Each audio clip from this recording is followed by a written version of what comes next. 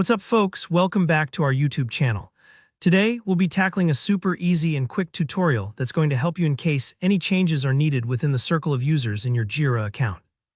By the end of this tutorial, you'll have mastered how to delete or rather deactivate a Jira account swiftly and safely. So without further ado, let's dive right in.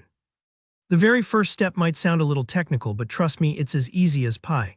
We're going to deactivate the user, but why do this?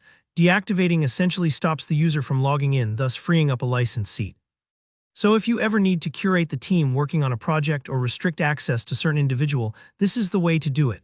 We'll kick off by logging into your Jira instance, and remember, you need to have administrative rights to do these activities.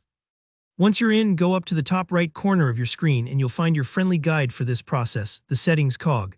Click on that and scroll down to find User Management. If User Management is playing hide and seek under another tab, peek into the Administration tab. The ball is in your court now. You're going to locate the user that you wish to delete. You might have a plethora of users on board, or you might just have a handful.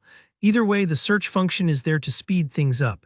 You won't have to navigate through long lists of usernames, just type in the one you need and voila.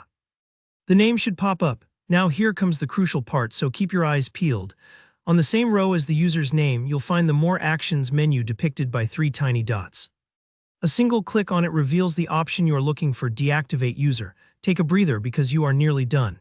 Confirm the deactivation and just like that, you've stopped the user in their tracks. They will immediately lose all access to Atlassian products associated with their account, thus making their login credentials null and void. Remember that there's no turning back at this particular juncture, so do be sure of your decisions. And there you have it, guys, that's it. You have successfully deactivated a Jira account step by step. From now on, you won't have to scratch your head over this. It's as simple as it gets. Give yourselves a pat on the back. If you found this video helpful, why not give it a thumbs up?